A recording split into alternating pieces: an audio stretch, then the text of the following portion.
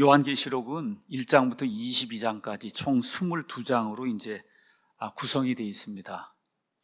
어떤 책이 있으면 아니면 어떤 글이 있으면 이렇게 서론, 본론, 결론 뭐 이런 식으로 책에 어떤 구조가 있어요.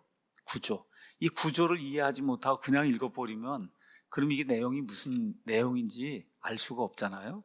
근데 우리 예수님께서 요한계시록 이게 주시면서 요한계시록의 구조를 우리에게 알려주셨습니다. 그 구조는 1장 19절입니다. 1장 19절. 저기 그림을 한번 보도록 하시죠. 거기 가서 보면 내가 본 것들과 지금 있는 것들과 이후에 있을 것들을 기록하라. 1장 19절에 그런 말씀이 그 안에 기록이 되어 있습니다. 지금까지 14번 요한계시록 이제 강해를 했고 오늘은 15번째 이제 강해하는 날이에요. 오늘 제목은 교회의 휴거와 왕좌에 앉으신 예수 그리스도 이렇게 이제 잡았습니다. 그래서 14번에 걸쳐서 저와 여러분이 무엇을 이제 살펴봤냐? 1장부터 3장까지.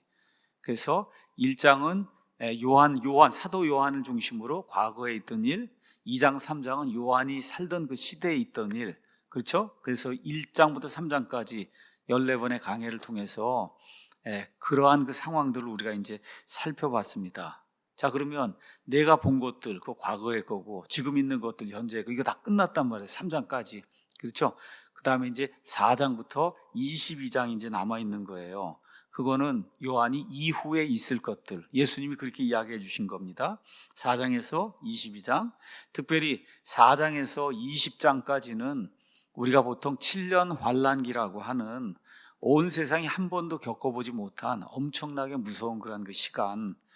여러분 아마겟돈 전쟁 뭐 영화도 있고 뭐 여러 가지가 있잖아요. 아마겟돈 전쟁이 일어나고 또 요한계시록 12장에 가서 보면 하나님의 아들들이 노아의 때와 같이 땅에까지 내려와서 그래서 악한 일들을 저지른 그런 때에 준 지옥과 같은 그런 그 상태가 이루어지고 요한계시록 20장에 예수님이 이제 땅으로 이제 강림하셔서 다 이제 처단하시는 그런 내용이 그 안에 이제 기록이 되어 있습니다.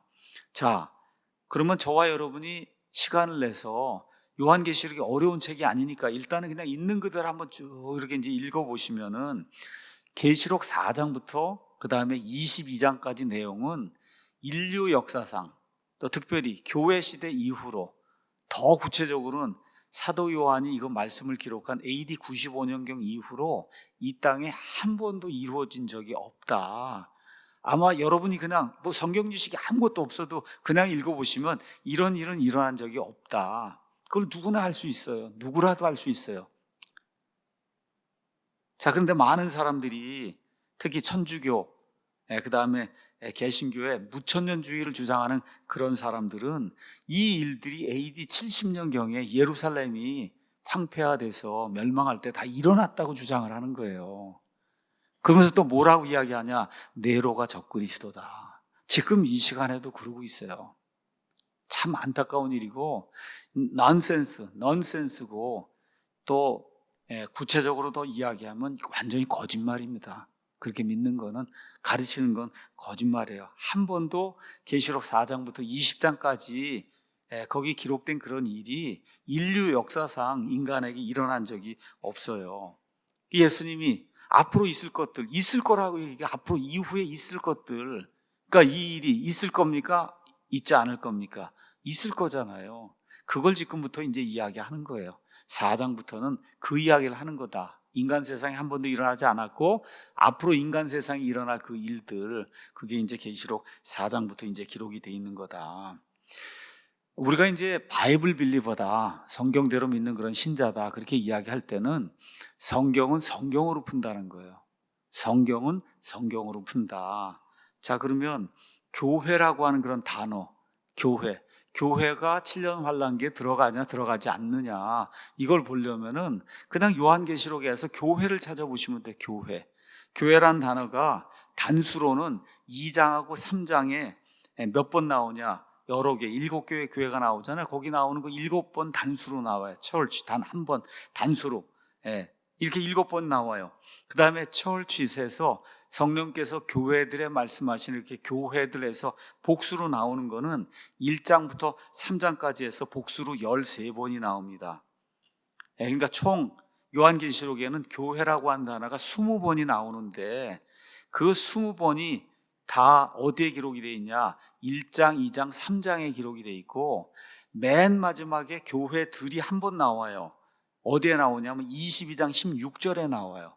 그 22장 16절은 요한계시록을 쓰면서 맨 마지막으로 예수님께서 내가 말한 게 진실이다 하는 것을 알려주시기 위해서 말씀하시는 거예요. 이렇게 기록이 되어 있어요. 예수님이 내 천사를 보내어 교회들 안에서 이것들을 너희에게 증언하게 했다. 그러니까 교회들이 이 말씀에 주의를 기울여야 된다. 나는 다윗의 뿌리요 후손이요 빛나는 새벽별이다. 이거는 편지를 쓰고 나서 맨 마지막에 교회들에게 필요한 이런 것들을 내가 썼다고 하는 그 이야기를 기록을 한 겁니다. 자, 그러면 그걸 빼고 나면 교회는 어디에만 나오냐? 1장, 2장, 3장에만 나와요. 교회는 1장, 2장, 3장에만 나와요. 3장 22절이 마지막으로 교회가 나오는 거예요. 4장부터 21장까지는 교회가 등장을 하지 않습니다. 등장하지 않아요. 자, 그러면 4장부터 21장이 왜 교회가 등장하지 않냐? 교회라고 하는 그런 말이 너무 당연한 거예요. 왜 등장하지 않냐? 4장 이후에는 이 땅에 교회가 존재하지 않기 때문에, 그러니까 교회에 대해서 쓸 말이 없는 거예요. 교회가 존재하지 않기 때문에. 그래서 그런 많은 분들이 그러죠. 아니 근데 여기 가서 보니까 구원받은 6장 이런데 구원받은 자들의 수가 엄청나다고 얘기했는데 이거 다 교회가 아니냐. 그래서 성경을 바르게 나누어 봐야 된다는 거예요. 교회는 휴거가 돼서 다 올라가고 나면 이 땅엔 다 불신자만 남아요. 그 순간에. 근데 그 불신자들 가운데 환난기에 들어가서 보니까 아이쿠 이게 아니구나 해서 믿음을 가진 사람들이 등장하게 돼요. 이런 사람들은 교회가 아니고 환난기 성도들이다. 그렇게 부르는 거예요. 환난기 성도들. 교회는 예수님의 신부로 이미 다 올라가고 그러고 나서 이 땅에 믿는 사람들이 수많은 무리가 생겨난단 말이에요. 거의 대부분이 순교를 합니다. 적그리스도의 그 세상에 살 수가 없으니까. 이런 사람은 교회라고 이야기하는 게 아니다. 교회가 아니라 환난기 성도들이에요. 그래서 4장에서 20장은 7년 환난기, 그 다음에 21장이 7년 환난기 이후에 이 땅에 있게 될 천년왕국. 저 그림을 다시 한번 보세요. 가만히 이렇게 보시면 1장 요한 당시의 과거의 일, 2장 3장 요한 당시의 현재의 일, 그 다음에 4장부터 그 다음에 20장까지는 7년 환난기, 20장이 이제 끝나고 나서 21장에 천년왕국, 그 다음에 22장 넘어가면서 새하늘과 새 땅. 구조가 이렇게 돼 있어요. 그래서 저 그림에 저 위에 가서 보면 파랗게 이렇게 돼 있잖아요. 공중휴거, 이렇게 공중휴거가 이제 일어나고 그 이후에 이렇게 파랗게 된 이 부분에는 교회가 존재하지 않는다. 이걸 저와 여러분이 기억하세요. 올라갔다가 어떻게 해요? 어린 양의 혼인 만찬을 하고 7년 지나서 예수님 강림하실 때 같이 오는 거예요. 같이 이렇게 오는 구조로 이제 돼 있다는 것을 저와 여러분이 기억을 하면 좋습니다. 그래서 오늘은 4장 1절부터 4절에 있는 말씀을 좀 강의를 하겠습니다. 오늘은 좀 이렇게 설명을 하는 그런 시간을 좀 가지려고 합니다. 4장 1절에 이제 가서 보니까 이렇게 기록이 되어 있습니다. 이 일 뒤에 내가 보니 보라 하늘에 한 문이 열려 있더라. 또 내가 들은 첫 번째 음성 곧 나팔소리 같이 내게 이야기하던 음성이 이르시되 이리 올라오라. 이후에 반드시 있을 것들을 내가 내게 보이리라 하시더라. 이렇게 돼 있어요. 계시록에는 after this, 이 일 뒤에 after this 이 말이 많이 나옵니다. 계시록은 주님께서 환상 계시로 요한에게 여러 가지 것들을 보여준 거예요. 그래서 2장 3장은 교회들에 대한 걸 환상 계시로 보여준 거예요. 그게 끝난 다음에 문자 그대로예요. 그게 끝난 다음에 또 이제 다른 것들을 이제 보여주는 그런 내용입니다. 자, 그러면 이 일이라고 했죠. 이 일은 2장 3장에 기록된 일이에요. 2장 3장에는 어떤 내용이 나와 있어요? 교회 시대의 내용이 이제 나와 있단 말이에요. 교회에 관련된. 그렇죠? 그래서 교회 시대가 끝난 다음에 이 일 이후는 교회 시대가 끝난 다음에 그런 이야기예요. 교회 시대가 끝난 다음에 앞으로 그 이후에 일어날 그런 일들이다. 그렇게 저와 여러분이 이해하시면 그냥 문자 그대로 문맥적으로 그렇게 이해를 하는 거예요. 가서 보니까 하늘의 문이 열려 있다. 하늘의 문. 성경에는 하늘의 문이 있다 그럽니다. 우리 창세기 28장에 가서 보시면 야곱이 자기 형 에서를 속이고 아버지를 속이고 뭐 그렇게 하다가 이제 결국은 살 길을 찾아서 도망가죠. 자기 어머니 고향으로 도망가다가 어디에서 잠을 자요? 베델에서 잠을 자잖아요. 베델에서 잠을 자는데 보니까 하늘에 뭐가 문이 열려서 천사들이 오락내리락 하는 그런 모습을 봤잖아요. 그래서 그걸 보고 나서 야곱이 일어나서 고백을 합니다. 뭐라고 이제 고백을 하냐? 그가 두려워서 말하기를 이곳은 어찌 그리 두려운가? 그러면서 이곳은 다름 아닌 하나님의 집이요, 이곳은 하늘의 문이로다. 하늘의 문, 하늘의 문이 열린 거예요, 이 야곱에게. 그러니까 하늘의 문이 열리니까 뭐를 보냐 하면 하나님을 보는 거예요. 하늘의 문이 열리니까 하나님을 보는 게 너무나 당연한 거예요. 문이 있어야 들어갈 거 아닙니까? 근데 지금 사도 요한에게도 뭐가 열려요? 하늘의 문이 열려 있는 게 지금 나타난 거예요. 그러니까 문이 열리니까 여러분 집이든 어디든 문이 열려야 들어갈 거 아니에요. 그러니까 문이 열리니까 어딜 들어가요? 하늘을 들어가는 거죠. 하늘의 문이 열리니까 하늘을 들어가는 거예요. 지금 요한이 이리 올라오라 해서 하늘로 지금 들어가는 거다. 그렇게 기억하시면 됩니다. 여기 하늘은 이제 당연히 셋째 하늘이죠. 제가 오늘은 하늘에 대해서 이제 조금 있다가 설명을 할 겁니다. 재미있게도 계시록 가서 보면 하늘은 꼭 2번 열립니다. 여기 4장 1절에 한 번 열리고 그 다음에 19장 11절 한번 가서 보겠어요. 19장 11절 거기 가서 보시면 또 한 번 하늘이 열려요. 19장 11절 또 내가 하늘이 열린 것을 보았는데 보라 흰말이라 그 위에 타신 분은 신실하신 분 참되신 분이라 불렸으며 그분은 의로 심판하시고 전쟁을 하신다. 다시 말씀드려 예수님이 오실 때 나타나실 때만 하늘이 열리는 거예요. 자, 그러면 우리가 재림 그러면 재림이 7년 동안의 전체 과정을 재림 기간이라 그랬어요. 자, 재림의 첫 부분, 여기 재림의 2단계 가서 보시면 공중휴거. 그래서 공중휴거가 되는 게 있고 7년 끝나서 지상 재림, 이 전체를 예수님의 재림이라고 이야기하는데 하늘이 2번 열려요. 언제 한 번요? 성도들이 휴거될 때 그걸 나타내는 그런 부분에서 지금 한 번 열리고 지금 사도 요한에게 그 다음에 지금 가서 보면 19장 거기 가서 예수님이 이 땅에 이 땅에 직접 올리브산에 강림하시잖아요. 그때 하늘이 열리는 거예요. 계시록에서 하늘은 2번 열리는데 예수님이 나타나실 때만 하늘이 열린다. 자, 그 다음에 4장에 가서 보니까 하늘이 열릴 때 지금 여기는 열리는 하늘은 공중 휴거되는 그때 그 시점에 하늘이 열리는 겁니다.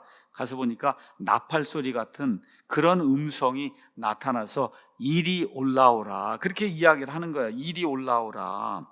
자, 이런 것들이 이제 기억을 하면서 나팔 소리 하면 여러분 데살로니가 전서 4장 오늘 아침에도 제가 읽었지만 가서 보시면 15절에서 18절 그냥 한번 다시 읽어보겠습니다. 이거를 앞뒤 문맥상 봐야 되기 때문에 가서 보니까 우리가 주의 말씀에 의거하여 너희가 이것을 말하노니 그 주께서 오실 때까지 살아서 남아있는 우리가 결코 잠자는 자들보다 앞서지 못하리라. 주께서 호령과 천사장의 음성과 하나님의 나팔 소리와 함께 친히 하늘로부터 내려오시리니 그리스도 안에서 죽은 자들이 먼저 일어나고 그 뒤에 살아서 남아있는 우리가 그들과 함께 구름들 속으로 채워 올라가 공중에서 주님을 만나게 된다. 이런 내용이 그 안에 이제 기록이 돼 있고 우리 고린도전서 15장도 한번 가서 보겠습니다. 고린도전서 15장에도 휴거가 이제 그 안에 이제 기록이 돼 있어요. 15장 49절. 우리가 땅에 속한 그 사람의 형상을 지닌 것 같이 또 하늘에 속하신 그분의 형상을 지니게 되리라. 형제들아 이제 내가 이것을 말하노라. 즉 살과 피는 하나님의 왕국을 상속받을 수 없으며 썩는 것은 썩지 않는 것을 상속받지 못하느니라. 자, 휴거가 되는 그 모습입니다. 보라 내가 너에게 한 신비를 보이느니 우리가 다 잠자지 아니하고 마지막 나팔 소리가 날 때 눈 깜짝할 사이에 순식간에 어떻게 돼요? 변화가 되는 거예요. 나팔 소리가 나면 죽은 자들이 썩지 않을 것으로 일으켜지면 우리가 변화가 된다. 그러니까 공중 휴거가 이렇게 일어날 때는 나팔 소리가 들리는 게 지금 성경적 공통적으로 이야기하고 있는 그런 내용임을 성경을 통해서 우리가 이제 알 수가 있습니다. 자, 근데 여기 15장 가서 보니까 어떻게 돼 있어? 순식간에 눈 깜짝할 사이에 변화가 이렇게 일어난다 그랬잖아요. 지금 여기 요한계시록 가서 보면 4장에 2절에 즉시 즉시 눈 깜짝할 사이에 내가 지금 영 안에 있었는데 보라 하늘에 한 왕좌가 놓여 있고 그 왕좌에 한 분이 계시더라. 이렇게 이제 돼 있습니다. 영 안에 있었다. 영어로는 in the spirit. 그래서 그 스피릿이 소문자로 돼 있는데, 여러분 제가 설명드린 대로 계시록 1장 10절에는 내가 성령 안에 있어서, 여기 스피릿은 대문자로 돼 있어요. 그러니까 여기 지금 나와 있는 거는 어떤 이야기를 하는 거냐 하면 성령님의 능력에 의해서 내가 영적으로 순식간에 지금 변화가 돼갖고 쭉 하고 어디로 올라가는 거야? 하늘로 지금 문이 열리니까 거기로 쫙 하고 올라가는 거야. 순식간에 올라가는 거예요. 이렇게 지금 여기에 표현이 돼서, 휴거도 순식간에 일어나잖아요. 그렇죠? 눈 깜짝할 사이에 지금 이런 것이 이렇게 이제 표현이 돼 있는 거예요. 그러니까 사람이 성령님의 그런 능력에 의해서, 이 몸이 올라간 거 아닙니다. 사도 바울의 몸은 어디에 있었겠어요? 지금 어디에? 반모섬에 있단 말이에요. 근데 영적으로 순식간에 문이 열려갖고 그래서 하늘나라에 올라가는 그런 일이 그 안에 이제 기록이 되어 있어요. 이런 걸 경험한 사람이 성경에 한 사람이 있습니다. 한 사람. 그 사람이 누구냐? 사도 바울이에요. 사도 바울. 우리가 한번 가서 사도 바울의 그 경험을 한번 보도록 하겠습니다. 고린도후서 12장 1절부터 4절까지 가서 보면, 자랑하는 것이 물론 내게 유익하지 아니하지만 내가 주의 환상들과 계시들, 그걸 다 내가 나아가서 그걸 좀 설명하겠다. 내가 그리스도 안에 있는 한 사람을 알았는데 그 사람은 14여 년 전에 셋째 하늘로 어떻게 채어 올라갔다는 거예요. 여러분, 저 위에 독수리가 날다가 뭔가 자기 희생물을 발견하고 그냥 쫙 하고 내려가고 어떻게 채워갖고 올라가잖아요. 지금 그렇게 이야기하는 거예요. 채워 올라가는 거예요. 공중으로 하나님 계신 대로 채워 올라가는 거다. 몸 안에 있었는지 내가 말할 수 없고 몸 밖에 있었는지 내가 말할 수 없는 하나님 아신데, 이게 뭐예요? 영 안에 있었다는 거예요. 여러분, 영 안에 있다는 얘기가 그 얘기를 하는 거예요. 몸 안에 있었는지 몸 밖에 있었는지 내가 확실히 알지 못한다. 그지만 한 가지 확실한 건 뭐예요? 내가 하나님 계신 대로 채워 올라갔다는 거예요. 채워 올라갔다. 눈 깜짝할 사이에 순식간에. 내가 이러한 사람을 알았는데 몸 안에 있었는지 몸 밖에 있었는지 내가 말할 수 없으나 하나님은 아신다. 그래서 그가 낙원으로 채워 올라가. 셋째 하늘 안에 낙원이 있구나. 낙원이 있어요. 그래서 구약시대에는 낙원이 어디 있어요? 땅 밑에 아브라함의 품이라고 하는 거기에 낙원이 있었는데, 오늘 이제 부활 설명도 하고 이제 할 겁니다. 그 낙원을 예수님께서 부활하시면서 어디로 옮겨 놓으시나? 셋째 하늘로 옮겨 놓으셨어요. 셋째 하늘로. 그래서 말할 수 없는 말들을 들었는데, 엄청난 걸 보고 정말 말로 표현이 안 되는 그런 말들을 이제 들었는데, 사람들이 그것들을 말하는 것은 법에 어긋난다. 그러니까 천국 갔다 왔다고 이야기하는 건 다 거짓말이라는 거예요. 다 속임수고. 왜? 사도 바울도 거길 다녀왔는데 그게 말하면 안 된다는 거예요. 말하면 안 된다. 유일하게 사도 요한만 거기 가서 본 거를 여기 지금 기록해 놓은 거예요. 유일하게. 왜? 그거는 하나님이 허락하셨기 때문에 한 번. 사도 바울이 가서 본 거 있잖아요. 그렇죠? 지금 요한도 채 올라가서 봤잖아요. 요한은 그걸 기록해 놓은 거예요. 사도 바울은 그걸 기록하는 게 불법이라고 이야기한 거고. 이해하시겠죠? 그러니까 사도 바울이 채 올라간 거하고 영 안에서, 지금 사도 요한이 하늘 문이 열리면서 채 올라간 게 동일한 경험이다. 동일한 경험이에요. 이게 다 어떤 식이냐? 눈 깜짝할 사이에 순식간에 영 안에서 쫙 하고 올라가서 하나님의 왕좌 앞으로 올라가는 거다. 휴거가 그렇게 될 겁니다, 여러분. 앞으로 우리가 고대하는 그 휴거가 그렇게 되는 거예요. 눈 깜짝할 사이에 순식간에 우리가 영 안에 있을 때 쫙 빨려서 올라가는 그런 일이 생긴다. 또 어떤 사람들이 휴거 받을 때 다 피를 쏟고 간다 그런 그런 넌센스 말을 하는데, 완전 넌센스의 거짓말이니까 안 믿으셔도 됩니다. 하나님이 순식간에 다 변화시킬 수 있어요. 무슨 피를 쏟고 가고, 살과 피는 하나님의 왕국을 소유하지 못한다 그러니까 그런 넌센스, 그렇게 이야기하는 그런 사람들이 있거든요. 하나님 말씀 그렇게 이야기하잖아요. 하나님이 그것 못 바꾸시게 해서 다 바꿔놓으시지, 순식간에. 또 그거 좋아하고 다 피 쏟는 그 얘기만 하는 분들이 있어요. 휴거되면 피 쏟는다고. 이게 영어로 하면 crazy한 거예요. crazy. 이게 아니면 mad한 거예요. 이게 미친 거거든요. 이게. 그러니까 그렇게 이제 생각을 하시면 돼요. 성경은 그렇게 이야기하지 않는다. 자, 거기 가서 보면 1절에 음성 나팔 소리가 들리기는 여기 즉시 순식간에 어떻게 올라가잖아요. 눈 깜짝할 사이에.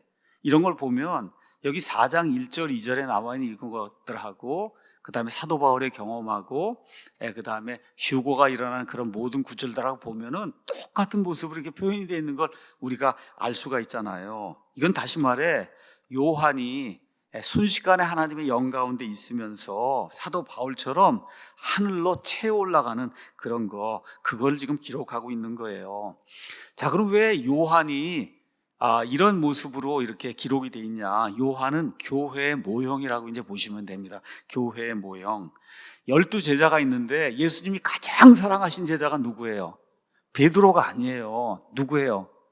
요한복음에 가서 보면 21장 20절에 주님이 특별히 사랑한 그런 제자, 그렇게 요한을 그렇게 기록하고 있고, 왜 또 특별히 사랑했냐? 사랑하면서 특별히 요한에게만 하나님이 주신 그런 말씀이 있어요. 우리 요한복음 가서 잠깐 보겠습니다.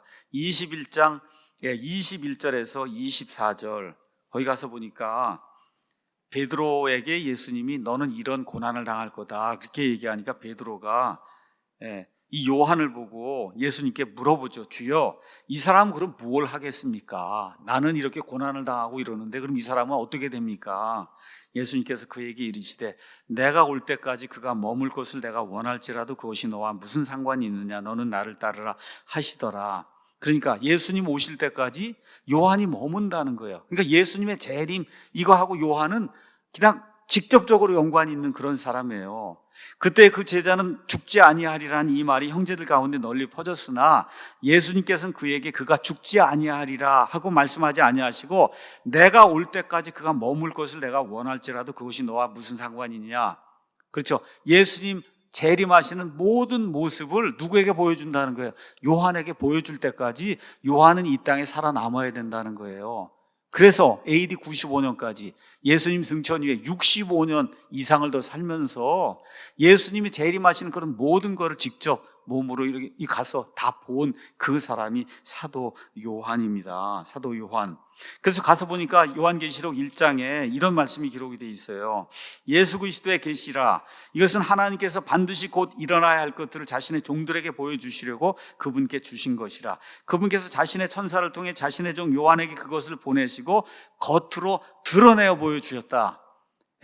이전 성경에는 표적으로 보여주셨다. signify라고 하는 그런 말을 사용했거든요. 겉으로 드러내 보여주신 거예요. 그러니까 요한계시록 4장 1절 가서 보면 즉시 채여서 영 안에서 쫙 하고 하늘문이 열리면서 올라가는 거, 이게 뭐예요?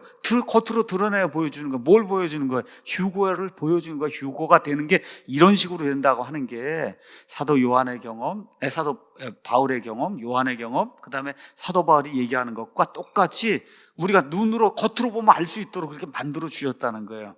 그래서 계시록을 저와 여러분 정신을 조금만 차리고 이렇게 읽으면은 어느 면에서 가장 이해하기 쉬운 책이 요한계시록입니다.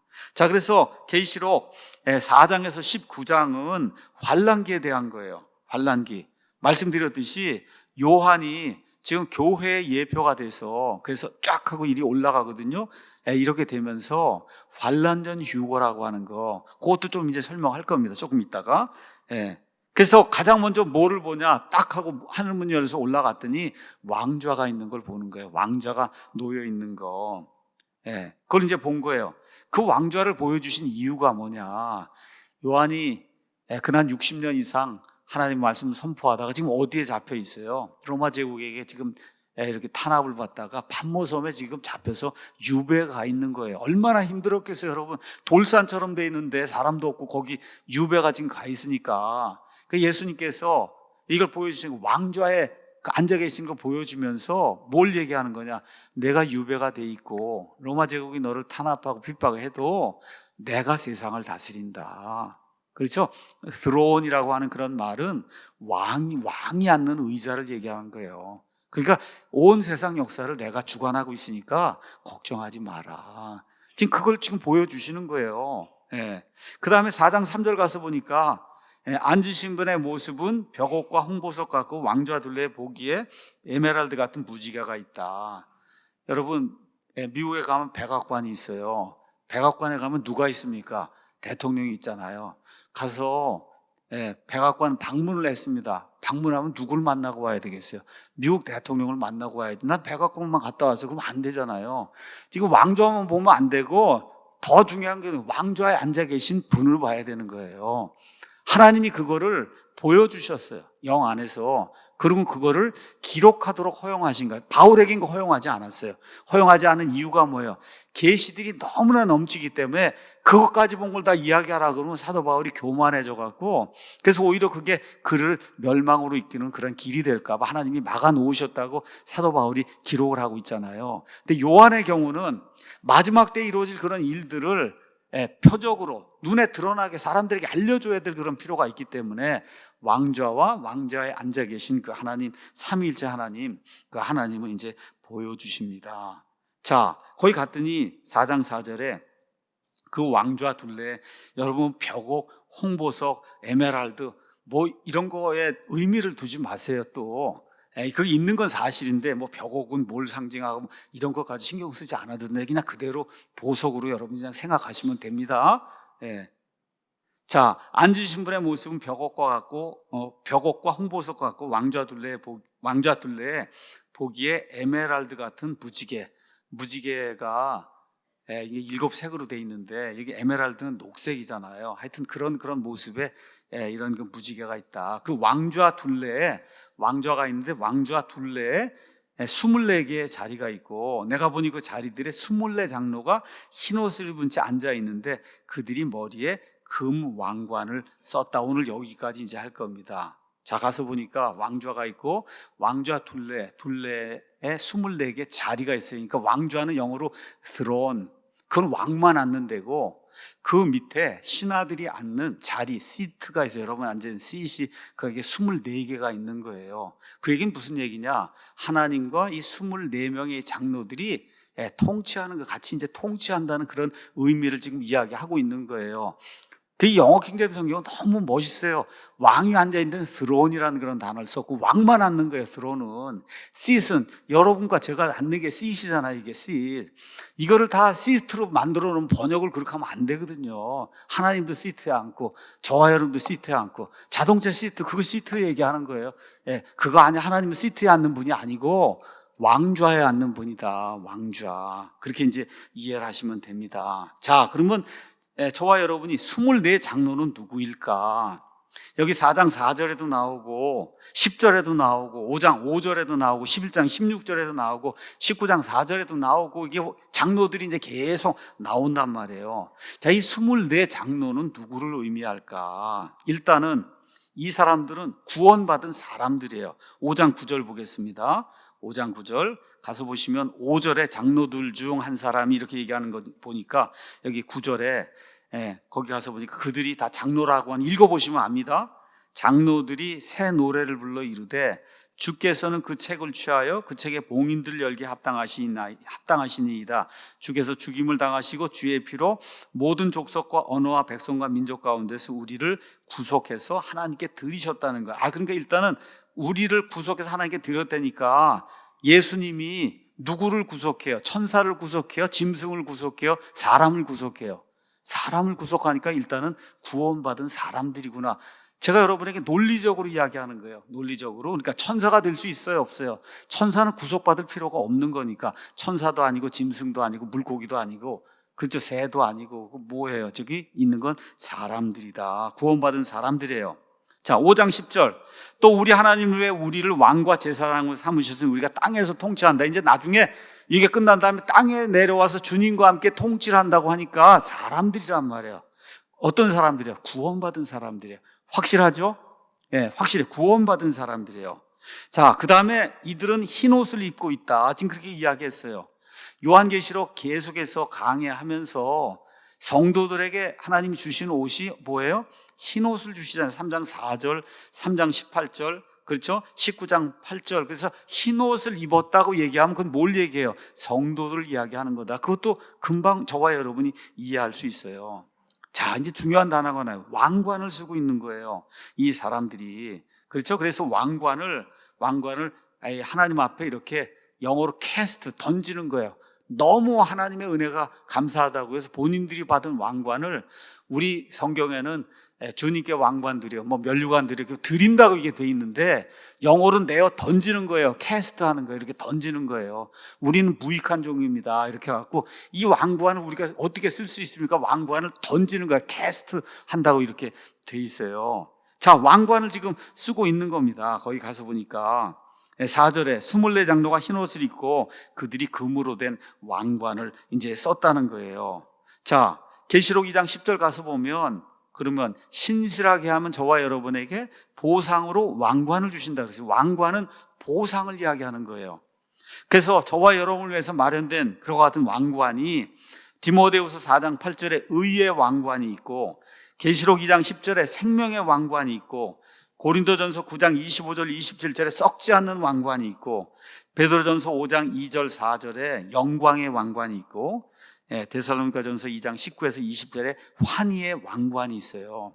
그 왕관은 구원받은 자들에 대한 행위, 그들이 이루어놓은 믿음의 행위에 대한 그거에 대한 보상이 왕관으로 돼 있어요. 자, 그럼 왕관은 언제 받냐?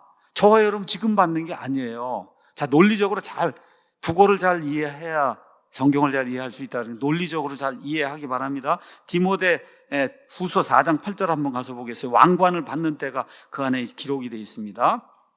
자, 4장 7절에 내가 선한 싸움을 싸우고 나의 달려갈 길을 끝마치고 믿음을 지켰으므로 이후로는 나를 위해 의의 왕관이 예비되어 있나니 곧 의로우신 심판자께서 그날 무슨 심판하신 날에 그리스도의 심판석에서 우리 심판하시는 그 날에 그것을 내게 주실 것이요 내게만 아니라 그분의 나타나심을 사랑하는 모든 자들에게 주신다는 거예요. 자, 그럼 왕관은 언제 받냐? 휴거가 돼갖고 곧바로 어디로 그리스도의 심판석 가면 그때 왕관을 받는 거예요. 그때 맞습니까? 여기 한 군데만 그렇게 돼 있질 않아요. 베드로전서 5장 4절을 또 가서 보겠습니다. 베드로전서 5장 4절도 가서 보면 목회자들에게 주는 말씀이에요. 3절부터 하나님의 백성, 상속 백성 위에 주인처럼 군림하면 안 된다. 목사가 오히려 양떼에게 본이 돼야 된다. 그렇게 하면 4절 목자들 가운데 우두머리가 되는 목자장이 지금 고딕으로 돼 있잖아요. 예수님이라는 거 금방 알 수 있죠. 그분께서 나타나실 때 너희가 사라지지 않은 영광의 왕관을 받는다는 거예요. 그러니까 지금 왕관은 예수님 오실 때에 받는데, 그렇죠? 예수님 공중 강림하실 때가 있고 지상에 내려오실 때가 있는데 우리 성도들은 공중 강림하실 때 올라가서 그리스도의 심판석에서 왕관을 받는단 말이에요. 근데 지금 사도 요한이 보니까 이미 이 장로들이 왕관을 받아 지금 쓰고 있잖아요. 그렇죠? 쓰고 있어요. 쓰고 있으니까 이미 뭐가 일어난 거예요? 휴거가 일어난 거예요. 휴거가 일어난 거예요. 그러니까 여기 나와 있는 이 24명은 왕관을 쓰기 전에 이미 휴거를 받아야 왕관을 쓰는 겁니다, 여러분. 왕관은 그때 주어지는 거니까 잘 이해를 하셔야 돼요. 논리적으로. 그렇죠? 그게 끝난 다음에 여기 요한계시록이 끝난 다음에 4장, 5장, 6장부터가 뭐가예요? 환란기가 나오잖아요. 그러니까 왕관을 쓴 사람들이 있은 다음에 환란기가 나오니까 어떻게 돼요? 7년 환란기 전에 왕관을 쓰는 휴거가 지금 발생을 해야 되는 거다. 이해가 되셨어요, 여러분? 제가 학생들에게 이야기하듯이 이야기하는 거예요. 이해가 되셨어요? 머리가 조금 이렇게 잘 돌아가셔야 돼요, 이게 공부를 해야 이게 윤활이 잘 돼야 돼. 이게 루브리케이션 이게 돼갖고 잘 돼야 돼요. 그러니까 왕관을 썼다. 그 얘기는 휴거가 일어난 거예요.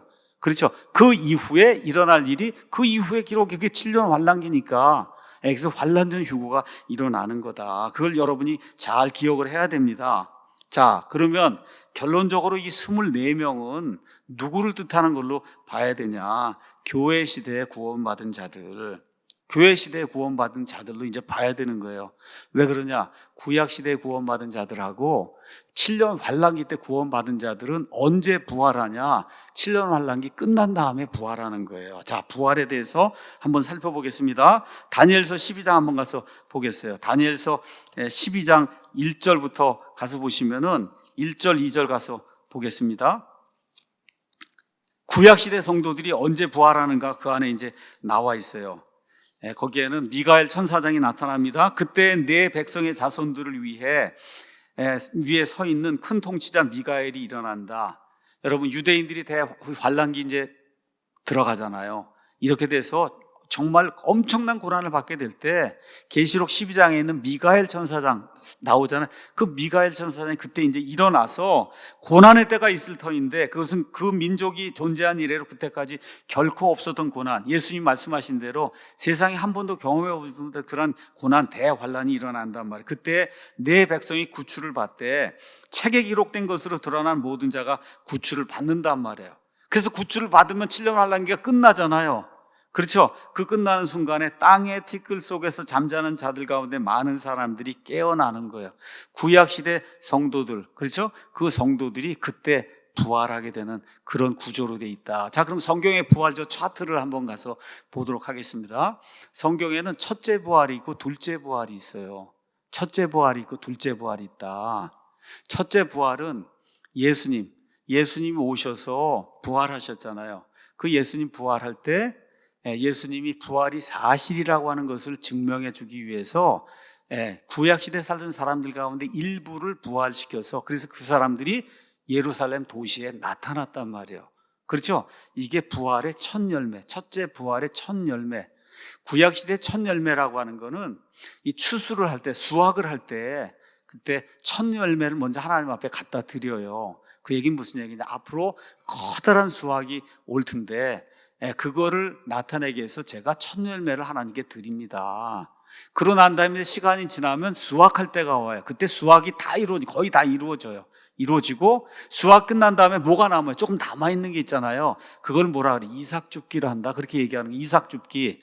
그럼 첫째 부활도 마찬가지로 예수님이 그 다음에 그 몇 명 사람들이 부활의 첫 열매가 되고 그 다음에 수확이 이제 오게 되잖아요. 수확이 언제? 예수님 공중 강림하실 때 신약시대 모든 성도들이 다 일어나서 그렇죠. 부활하고 휴가 되는 이 수확이 일어나고 그럼 나머지 뭐가 하나가 더 있어야 돼요? 이삭죽기가 있어야 되잖아요. 그 이삭죽기로 구약시대와 환란기 때 고난받은 이런 모든 사람들, 예수님 안에 죽은 사람들이 일어나면 이 세 개가 합쳐져서 첫째 부활이 되는 거예요. 첫째 부활. 이해가 되시죠? 예. 그 다음에 그러면 나머지 아담 이후로 지금까지 그때까지 살아남은 천년왕국 때까지 살아남은 그런 사람들 가운데 구원받지 못한 사람들 있잖아요. 이 사람들은 언제 일어나냐? 천년왕국이 끝나는 그 시점에 천년이 더 지나서 그때 일어나게 되는 거예요. 이거를 둘째 사망이고 동시에 그때 둘째 부활이 일어나서 그렇게 돼서 영원히 죽지 않는 그런 몸으로 영원한 사망을 겪게 되는 게 이게 둘째 부활이에요. 이해하시겠죠, 여러분? 예. 자, 그래서 이런 일들이 구약시대 성도들 언제 일어나냐? 여기 미가엘 대천사장이 와서 그래서 이들을 구출하고 대환란기가 끝나고 그러고 일어나는 거예요. 우리 한번 가서 이사야서 보겠습니다. 이사야서 26장에도 가서 보시면 그 말씀이 정확하게 똑같이 이제 기록이 되어 있습니다. 자, 이사야서 26장 말씀 제가 보도록 하겠습니다. 거기 마귀가 멸망당하는 것까지 다 같이 기록이 되어 있어요. 이사야서 26장은 맨 마지막 때 이스라엘 백성이 이 하나님의 은혜로 이제 구출받는 그런 일들이 이제 생깁니다. 자, 가서 18절. 우리가 아이를 베고 고통 중에 있었으나 마치 바람을 낳은 것 같아서 우리가 땅에서 어떤 구출도 이루지 못하였고 세상의 거주민들도 넘어뜨리지 못하였나이다. 이제 주의 죽은 자들, 환란기가 다 끝난 다음에 주의 죽은 자들이 살아나고 그들이 나의 몸과 함께 일어난단 말이에요. 나의 몸과 함께 일어나요. 몸의 부활을 이야기하는 거예요. 흙 속에 거하는 자들아 너희는 깨어 노래할지어다. 주의 이슬은 채소의 이슬 같으니 땅이 죽은 자들을 내놓는다. 이렇게 이제 돼 있어요. 이렇게 되면서 20절 21절 넘어가서 27장에 가서 보시면 그날에 바로 그런 일이 일어날 때 주께서 자신의 매섭고 크고 강한 칼로 꿰뚫는 뱀 리오야단 곧 저 구부러진 뱀 리오야단을 벌하시고 바다에 있는 용을 죽이신다. 자, 그러니까 부활이 일어난 다음에 우리 요한계시록 가서 보면 천년 왕국이 이루어질 때 어떻게 돼요? 이 사탄이 천년 동안 무적행 속에 갇히게 되잖아요. 그런 다음에 어떻게 돼요? 둘째 사망으로 들어가게 되잖아요. 이런 구조로 이렇게 돼 있는 거예요. 그러니까 구약시대 성도들의 부활은 7년 환란기 끝, 천년 왕국이 시작되는 그 시점에 일어나는 거다. 그걸 여러분이 기억하시고, 그 다음에 시편 110편 3절도 여기 주의 이슬, 주의 이슬은 채솔의 이슬 같으니 땅이 죽은 자들 내놓는다. 이게 가서 보시면 같은 맥락으로 시편 110편도 기록이 돼 있어요. 가서 한번 시편 110편 특히 3절을 잘 보시기 바랍니다. 자, 부활 이해하셨죠? 첫째 부활이 있고 둘째 부활이 있고, 첫째 부활과 둘째 부활 사이에는 1000년의 기간이 있다는 거. 첫째 부활에 첫 열매가 있고 수확이 있고 이삭 줍기가 있다. 그래서 신약시대 성도들은 언제 부활해요? 예수님 공중 강림하실 때 부활하고, 구약시대는 예수님 지상 강림하실 때 그렇게 이제 부활하는 거다. 이렇게 성경이 묘하게 다 이렇게 짝이 맞도록 그렇게 돼 있다는 거예요. 자, 그러니까 여기 24명의 그 장로들이 왕관을 지금 쓰고 있는데, 왕관은 예수님 공중 강림하실 때 그때 체에 올라가서 그리스도의 심판석에서 받게 되는 거예요. 그렇죠? 이런 거 이제 조합을 다 이렇게 해보면, 그러면 사도 바울의 체험, 사도 바울의 휴거에 관련된 고린도전서 15장, 데살로니가전서 14장, 여기 나와 모든 걸 정리하면, 요한이 교회의 모형이고, 이렇게 돼서 그 24명의 장로라고 하는 게 교회 시대에 구원받은 신약 시대의 성도들을 대표하는 그런 사람들이구나. 하나님이 그거를 여러분 어떻게 해요? 표적으로 보여준 거예요. 있는 그대로 보여준 게 아니라 표적으로. 구약시대, 신약시대 사람들 다 거기 있는 걸 다 보여준 게 아니라 그거를 대표로 24수로 보여준 거다. 24은 12이 2개 있는 거니까 완전한 수가 지금 2개 있는 걸로 보여줬어요. 근데 그것도 의미가 있는 거예요. 왜 의미가 있냐? 구약시대에 역대기상 24장 1절에서 19절 가서 보면 구약시대 제사장들을 24개의 반열로, 계열로 나누어서 조별로 돌아가면서 하나님을 섬기고, 기억하시죠? 그러니까 제사장들은 몇 개의 계열로 돼 있어? 24개로 돼 있는 거예요. 그렇죠? 24개. 그런데 신약시대의 제사장은 누구예요? 저와 여러분이 신약시대의 제사장이잖아요. 맞습니까? 왕가의 제사장이잖아요. 베드로전서 2장 9절 왕가의 제사장이 저와 여러분이. 자, 1장 6절 가서 보겠습니다. 계시록 1장 6절. 거기에도 분명하게 이렇게 이제 기록이 돼 있잖아. 1장 6절에 하나님 곧 자신의 아버지를 위해 우리를 왕과 제사장으로 삼으신 분께, 그러니까 우리가 영적으로 뭐예요? 제사장이에요. 제사장이면 몇 개의 계열로 나뉘어요? 24개의 계열로 나뉜단 말이에요. 그래서 그런 의미로 24장로라고 하는 그거를 이렇게 표적으로, 겉으로 드러내 표적으로 그렇게 보여주시는 거다. 그렇게 이해를 하시면 됩니다. 자, 오늘은 사도 바울이 올라갔던 셋째 하늘, 그 다음에 여기 요한이 올라갔던 그런 셋째 하늘에 대해서 설명을 하도록 하겠습니다. 자, 일단은 이 그림을 한번 가서 보시죠. 이런 그림들 자꾸 어디서 구하느냐 그러는데, 여러분 에스라 성경 지도 거기에 다 들어있어요. 에스라 성경 지도, 이거는 사셔도 되고 keepbible.com, keep bible, 성경을 지켜라, KEEP bible.com 상단에 가면 문서 자료가 있어요. 그 자료 안에 PDF로 누구나 다 받아서 다운받을 수 있도록 그렇게 이제 돼 있으니까 마음대로 다운받으시면 됩니다. 7,000원이 가지고 120몇 장이 되는 칼라, 그걸 다 여러분이 사셔도 되고, 또 에스라 성경 사전도 있어요. 그 사전 뒤에도 저 그림들이 다 들어있어요. 성경은 3개의 하늘이 있다고 얘기해요. 저 이렇게 동그랗게 밑에 있는 게 저게 지구예요. 지구 위에 하나의 하늘이 있어요. 새들이 날아다니는 그런 하늘. 그 하늘이 첫째 하늘. 그 다음에 해와 달과 별들이 있는 하늘이 있어요. 그 성경이 그게 뭐 둘째 하늘이라고 이야기하지 않지만, 사도 바울이 내가 체에 올라가서 셋째 하늘로 갔다고 얘기하니까 성경의 하늘은 3개가 있다. 아시겠죠? 3개가 있어요. First heaven, second heaven, third heaven. 그래서 사도 바울은 third heaven에 간 거예요. 거기에 누가 있어요? 하나님이 계시는 거예요.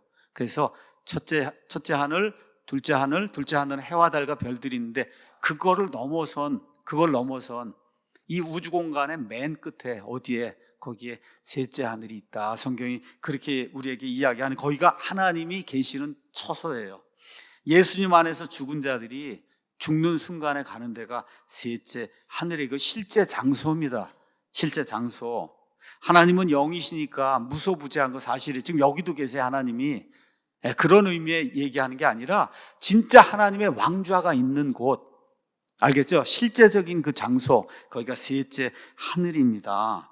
자, 많은 사람들이 천국, 천국 헤븐에 대해서 잘못 생각하고 있어요. 말씀드리는데 첫째 하늘은 새들이 있고 구름이 있는데요. 새들이 있고 날짐승이 날아다니는데, 자, 첫째 하늘은 아름다운 곳이지만 구원받은 사람이 영원히 그 하늘에 거하는 거 아닙니다. 그렇죠. 새 날아다니는데 거기 거할 것 같으면 예수님 믿을 필요 없어요. 이해하시죠? 나 거기서 살아야 되겠다, 구름 밑에, 그런 거 아니에요. 둘째 하늘이 있어요. 해와 달과 별이 있는데요. 해와 달과 별. 자, 하나님이 이제 이 둘째 하늘도 만드셨는데 1960년대에 이르러서의 사람들은 첫째 하늘을 가로질러 둘째 하늘로 가는 우주선을 만든 거예요. 6,000년 걸려서. 사람의 창조 이후로 엄청나게 노력해서 6,000년 걸려갖고 겨우 간 게 달 간 거예요. 여러분, 달 간 거고, 뭐 무인 해갖고 지금 어디 이제 가고 있는데, 하나님의 우주에서는 점만한 데 가고 있는 거예요. 점같이, 먼지같이 거기 하나 지금 가고 엄청나다고 지금 사람들이 자랑하고 있는데, 둘째 하늘이 광대하고 아름다워도 구원받은 사람은 거기 가서 뭐 해처럼 살고 싶다고, 그거 다 잘못된 겁니다. 여러분, 무슨 복음성가 이런데 해처럼, 그 예수님 믿는 이유가 아니에요. 해처럼 살고 싶고 뭐 별처럼 살고 싶고 그런 거 다 잘못된 거예요. 그게 왜 그러냐? 구원받은 사람 그런 데 가지 않습니다. 그런 하늘 가는 게 아니에요. 셋째 하늘, 하나님께서 계시는 거기를 이제 가는 거예요. 저와 여러분이 믿습니까, 여러분? 예. 자, 고린도후서 12장 2절 거기 있는 것처럼 내가 그리스도 안에 있는 한 사람을 알았는데 그 사람은 14여 년 전에 셋째 하늘로 채워 올라간 거예요. 지금 요한도 지금 셋째 하늘로 채워 올라간 거예요. 그렇죠? 하늘에 계신 너희 아버지 할 때 그 하늘이 셋째 하늘이에요. 셋째 하늘. 자, 여기가 바로 하나님이 거하시는 실제 셋째 하늘이다. 말씀드린 대로 6,000년 동안 노력해가고 겨우 둘째 하늘을 갔거든요. 근데 아무리 우주공학이 발달하고 우주선을 크게 만들고 빠르게 만들어도 셋째 하늘로 사람을 데려가 줄 수 있는 그런 방법은 없습니다. 사람의 힘으로. 우주선을 아무리 크게 만들고 빨리 날아가게 만들어도 셋째 하늘은 사람의 힘으로 못 가요. 그렇죠? 돈 가지고 못 가요. 명예 가지고 못 가요. 여러분, 학식 가지고 못 가는데요. 이런 여행은 잘 들으셔야 돼요. 뇌를 통해서 가능한 게 아니라 피를 통해서만 가능한 거예요. 얼마나 멋있는 말인지 몰라요. 그 셋째 하늘은 사람의 뇌, 지식, 그렇죠? 뭔가 노력하는 걸 통해서 되는 게 아니라 예수님의 십자가의 보혈의 피로만 가능한 거예요. 이게 셋째 하늘의 특징이다. 얼마나 멋있는, 우주 공간에 사람이 닿을 수 없는 그런 공간. 이건 뭐 빅뱅이 이루어지고 해서 뭐 팽창한다고 그러고 우주과학자들 이야기하고 있는데 이미 하나님이 그렇게 만들어 놓으신 걸 지금 발견해서 얘기할 뿐이지, 여러분, 빅뱅이 지금부터 6,000년 전에 1초도 안 되는 시간에 일어난 거 하나님 펑 하고 다 터뜨려서 뭐 수백억 년 전 이런 거 아니에요. 그거를 자기들 기준으로 해서 200억 년 됐다 그렇게 지금 이렇게 얘기를 하는 거지. 하나님이 1초도 안 되는 순간에 퍼뜨려 놨다니까요. 그래서 어떻게 퍼져나가잖아요. 그 끝 어디에 하나님이 계신 실제 처소가 있는데, 여기는 사람의 힘, 사람의 뇌, 사람의 지식으로 가는 게 아니라 예수 그리스도의 어린 양의 십자가의 보혈의 피로만 가는 데다. 그래서 예수님께서 뭐라고 얘기했어요? 사람이 다시 태어나지 않으면 결코 하늘의 왕국에 들어갈 수 없다. 들어가지도 못하고 보지도 못하고 그렇게 이야기한대요.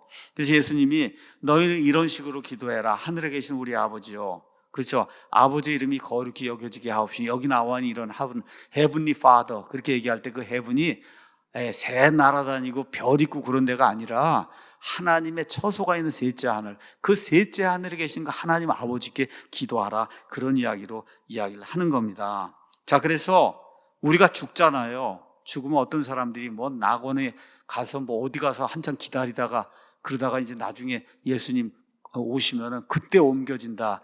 그 거짓말입니다, 여러분. 거짓말이에요. 고린도후서 5장 8절에 내가 말하노니 우리는 확신에 차 있으며 오히려 몸을 떠나면 죽는 거잖아요. 주와 함께 있기를 원한다. 몸을 떠나는 순간, 우리 박준희 어르신이 지난주에 돌아가셨어요. 몸을 떠나는 순간 어디로 가요? 주님과 함께 있는 거예요. 주님이 어디 계세요? 셋째 하늘에 계시잖아요. 셋째 하늘. 뭐 어디 가서 대기하고 뭐 이런 거, 그거 다 천주교에서 이야기하고 뭐 이런 데서 이야기하는 그런 넌센스지. 성경은. 그래서 바울이 죽는 게 더 좋다 그랬잖아요. 주님과 함께 있으니까. 그런 이야기를 하는 걸 그냥 성경 그대로 믿으시면 돼요. 성경 그대로. 자, 그럼 셋째 하늘은 어디 있냐? 셋째 하늘 어디 있냐? 그러니까 북반구의 사람 저 위에 있다고 그러면 거기가 어디야? 북쪽이잖아요. 그렇죠? 남반구에 있는 사람이 저 위에 있습니다. 그러면 어디가 될까요? 남쪽 저 끝이 되는 거예요. 맞죠? 자, 보세요. 지구가 이렇게 있어요. 예. 북반구에 사는 사람이 저 위에 있습니다. 그럼 저기가 되는 거고, 북쪽이. 남반구에 있는 사람이 저 위에 있습니다. 저 정반대 남쪽을 이야기하는 거예요. 성경은 그렇게 이야기하지 않는다. 성경은 하나님이 계시는 그 셋째 하늘의 위치를 우리에게 알려줍니다. 자, 성경이 묘한 거라 여러분에게 잠깐 이야기하도록 하겠습니다. 욥기 26장 7절 이제 가서 보시면은 그분께서는 북쪽을 빈 곳에 펼치시며 땅을 허공에 매다신다. 여러분 기가 막힌 얘기예요. 이게 지금 성경책이 여기에 놓여 있지 이렇게 둥둥 떠 있지 않잖아요. 근데 성경책과 이 땅과 물과 산이 모든 걸 다 가지고 있는 지구는 허공에 걸려 있다니까요, 지금.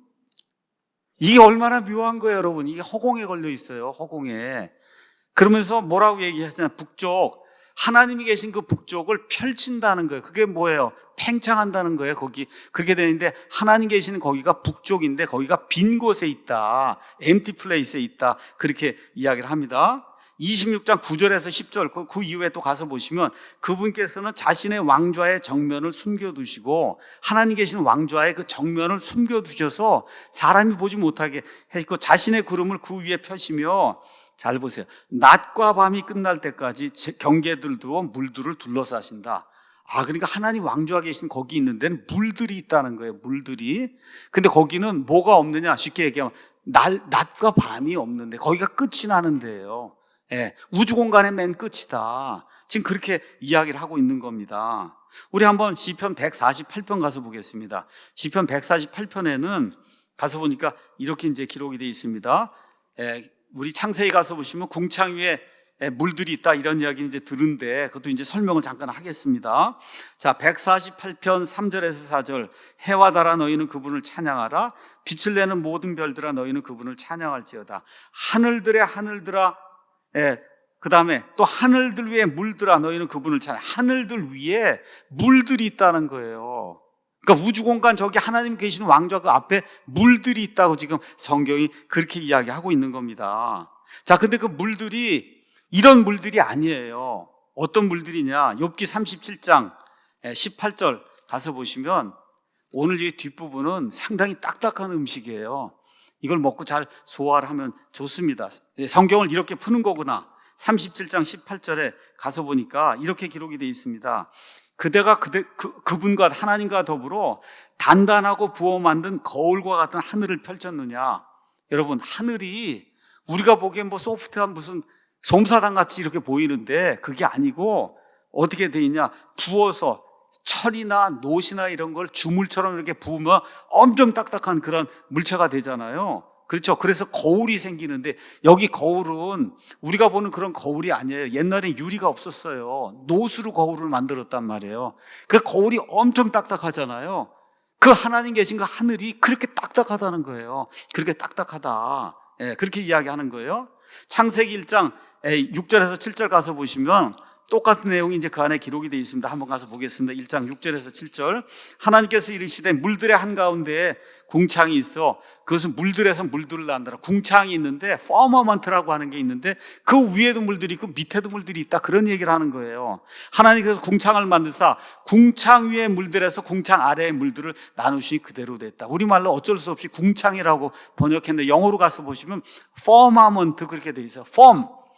여러분, 펌이 무슨 뜻이야? 단단하다는 뜻이잖아요. 단단하다.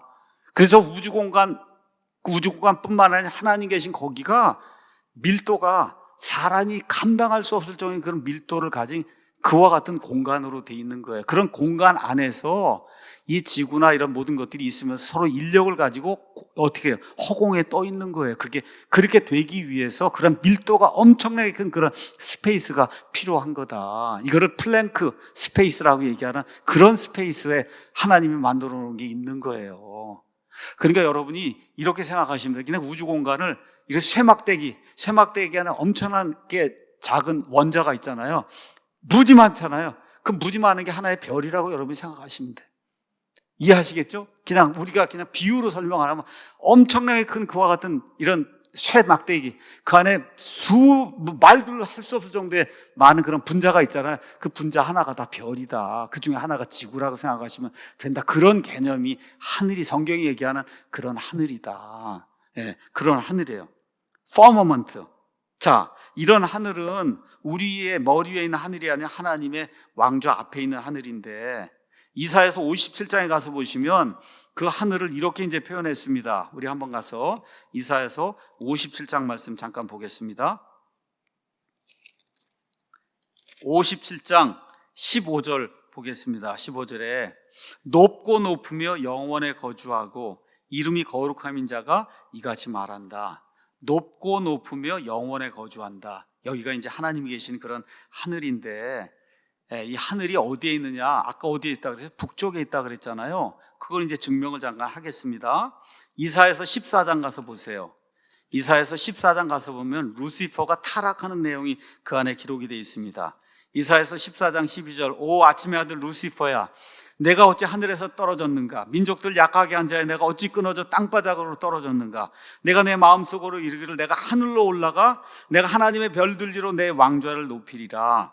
내가 또한 북쪽의 연면들에는 회중의 산 위에 앉으리라. 거기 앉아서 내가 구름들이 있는 높은 곳 위로 올라가 내가 지극히 높으신 분과 같이 된다. 거기 가서 북쪽의 연면들이라는 게 있어요. 아, 저 끝에 그 북쪽 하나님 계신데 거기 가면 북쪽에 연면들이 있구나. 자, 똑같은 말씀 한번 시편 48편 가서 보겠습니다. 시편 48편에도 똑같은 말씀이 그렇게 기록이 되어 있어요. 48편 1절 2절 보겠습니다. 가서 보니까 주께서는 위대하시니 너희는 우리 하나님의 도시 곧 그분의 거룩함의 산에서 그분을 크게 찬양할지어다. 시온산은 아름답게 위치하여 온 땅의 기쁨의 대나니 북쪽의 연면들에 있는 위대한 왕의 도시다. 북쪽이란 말이에요. 북쪽. 그걸 꼭 기억하시기 바랍니다. 자, 그러면 마지막으로 이 모든 걸 조합해서 시편 75편 보도록 하겠습니다. 시편 75편 5절부터 읽어보겠어요. 너희 뿔을 높이 들지 말고 뻣뻣한 목으로 말하지 말라. 높이는 일, 영어로 가서 보면 프로모션 한다는 거, 높여주는, 사람을 승진시키는 그 일은 동쪽에서나 서쪽에서나 남쪽에서 안 나오면 그럼 어디서 나와야 되겠어요? 북쪽에서 나와야죠. 근데 북쪽을 뭐라 그랬어요? 오직 하나님께서 재판장이 되신다. 이게 얼마나 멋있는 말씀이에요. 가서 보니까 동쪽에서 안 나와요. 서쪽에서 안 나와요. 남쪽에서 안 나오면 당연히 어디서 나와야 돼요? 북쪽에서 나오는데 그거를 북쪽을 뭐라 해서 하나님께서 재판장이 되시 이렇게 표현한 거예요. 이해하시겠어요? 그러니까 하나님은 어디 계세요? 북쪽에 계신 거예요. 엄청나게 높은 그러한 우리 사람이 생각할 수 없는 그 북쪽 방향에 북극성이 있는 그쪽에 하나님이 계시는 거다. 거기에 연면들이 있고 이렇게 다 표현이 돼 있어요. 근데 아까 제가 뭐라 그랬어요? 거기에 궁창, 거기에 별들이 있고 한 그 궁창 위에 물들이 있다 그랬잖아요. 그렇죠? 그 물들이 우리 같은 바다 같은 그런 물이 아니에요. 그 물이 아니고 어떻게 돼 있냐? 아까 보니까 단단하게 돼 있는 거울처럼 그렇게 단단하다 그랬잖아요. 그거를 요한계시록에서 뭐라 했어요? 수정 같은 유리바다라고 표현한 거예요. 요한계시록 그 다음에 4장 6절에 나왔잖아요. 수정, 한번 가서 볼까요? 수정 같은 유리바다. 요한계시록 4장 6절 가서 보니까 그 왕좌 앞에는, 하나님의 왕좌 앞에는 수정 같은 유리바다, 그러니까 부어 만든 단단한 거울 같은 것, 이해하시겠죠? 엄청난 밀도를 가진 거, 그게 물이라는 거, 그런 의미의 물들이다. 이해하시죠? 성경이 그렇게 묘하게 돼 있는 거예요. 그러니까 이거는 정말 성경을 진지하게 연구하고 하는 사람들만 알 수 있는 거예요. 제가 오늘 성경이 아주 깊은 거를 여러분에게 이렇게 알려드린 거예요. 이 중에 그래도 성경을 깊이 연구하고 나중에 목사가 되고 해서 가르쳐줘야 될 사람들도 있기 때문에. 자, 그러면 결론을 얘기하면 하나님의 처소는 어디냐? 북쪽으로 빈 곳을 지나서 궁창을 지나면 물들이 있어요. 그 물들이 수정 같은 유리바다예요. 그걸 지나야 거기 하나님의 왕좌가 있는 거다. 이해하시겠어요? 예. 이게 이해가 돼야 그래 남을 가르칠 수 있는 그런 사람이 될 수 있습니다. 그래서 오늘 요약을 이렇게 이제 한 거예요. 결론의 말씀 드리겠습니다. 이건 몰라도 구원받는데 지장은 없어요. 그러니까 일단은 이해가 되시는 분들만 다시 한번 이거 노트랑 다 올리니까 여러분이 이제 한번 가서 보시고, 일단 교회는 환난 전에 휴거가 되는 거예요. 그 나오는 요한이 그걸 보여주고 24장로 왕관을 받은 게 그걸 보여주고, 그 이후에 환난기가 나오잖아요. 그 이후에 환난기가 나오니까 이 일을 요한에게 표적으로 보여준 거예요. 겉으로 드러나게. 사람들 뭐 수억 명의 구원받은 사람, 이게 아니라 24명의 장로들을 대표를 해갖고, 그래서 구원받은 자들이 이미 그리스도의 심판서가 옆에 왕관을 받고, 그 다음부터 쏟아지기 시작한 하나님의 심판이 이 땅에 쏟아지는 게 이제 기록이 돼 있기 때문에, 교회는 환난 전 휴거, 그래서 휴거를 받아서 환난기를 통과하지 않는다. 우리는 최종적으로 셋째 하늘로 이제 가는데, 실제로 그 말도 틀린 거예요. 실제로 어디로 가요? 우리가 최종적으로 살 때는 셋째 하늘이 아니라 새 예루살렘. 그렇죠? 새 예루살렘이 내려온다고 얘기했잖아요. 거기가 저와 여러분이 궁극적으로 영원히 살 우리의 처소가 되는 거다. 실제로는 그런 거예요. 이걸 기억하시면 좋습니다. 자, 그래서 마지막으로 성경 하나만 여러분에게 읽어드리고 마치겠습니다. 자, 디도서 2장 11절 가서 보니까 이런 말씀이 기록이 되어 있습니다. 구원을 가져다 주시는 하나님의 은혜가 모든 사람에게 나타나 우리를 가르치시되, 하나님의 성품에 위배되는 것과 세상에 속한 정욕들을 우리가 거부하고 이 현 세상에서 맑은 정신, 여러분 맑은 정신을 가지고, 이게 정신이 몽롱하면 좋은 그리스도인이 못 되는 거예요. 맑은 정신을 가졌기 때문에 여러분이 온 겁니다. 여기. 그렇죠? 맑은 정신을 가졌기 때문에 여기 오신 거예요. 우리 사랑 침례교회에. 의롭게 하나님의 뜻대로 살며, 그러면 어떤 일이 일어나냐? 저 복된 소망과 위대하신 하나님과 우리 구원자 예수 그리스도의 영광스러운 나타나심을 기다리게 했다. 저 복된 소망이 휴거고, 하나님의 나타나심이 지상 강림이에요. 이렇게 성경이 우리에게 보여주고 있는 거예요. 그래서 우리에게 가장 중요한 거는 재림의 소망을 가지고 인내하며 사는 거다. 이러한 놀라운 축복의 말씀이 성경을 사랑하는 모든 성도들에게 영원히 임하기를 예수님의 이름으로 축원합니다. 여기까지 하고 마치겠습니다.